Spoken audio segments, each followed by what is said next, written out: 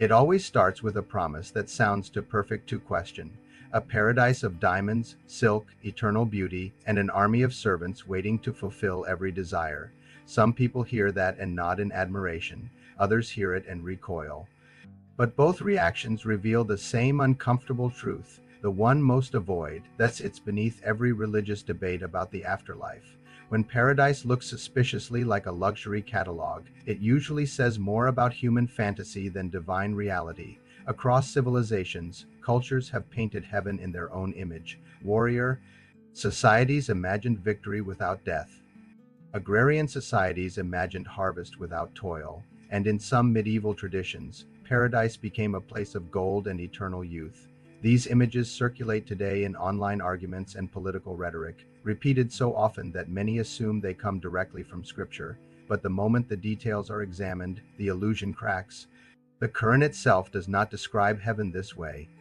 Its language is poetic, symbolic, centered on peace, nearness to God, and the absence of suffering. The specifics, like 72 virgins or eternal youth, come from later medieval literature, much of it disputed even within Islamic scholarship. Many Muslim theologians dismiss these narrations as weak or metaphorical. These images reflect a historical moment, not the foundation of belief.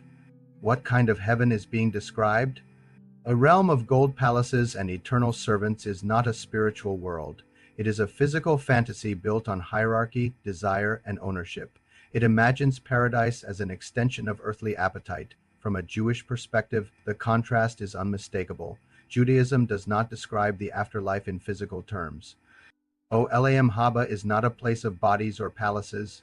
It is a state of the soul, a closeness to God that surpasses physicality. The Torah's promise was not diamonds and slaves, but a world of justice, peace, and harmony. The prophets envisioned a future where nations abandon war, where the wolf lies with the lamb.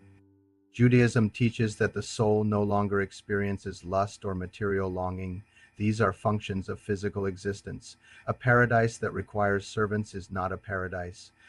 It is simply a kingdom with better furniture. They reduce the sacred to the sensual, the eternal to the temporary. They appeal to the ego rather than the soul. The issue is how certain groups weaponize these images to recruit. They promise powerless young men a paradise of pleasure in exchange for violence. That is not religion, that is exploitation. It is the reduction of divine mystery into a transactional fantasy. Heaven is not a continuation of the physical world, but its transcendence. Not a realm of palaces, but of unity and truth. And this is why the conversation must remain honest. It is possible to critique an idea without condemning a people. Offense does not equal hatred. It simply means a difficult truth has been spoken in a world that prefers comfort. Judaism teaches that the soul's destiny is peace, presence, and harmony, a homecoming for the soul, not a reward for the body. Clarity is not cruelty, it is compassion. It is the reminder that the divine is greater than desire, and that heaven, true heaven, is the fulfillment of everything this world longs to become.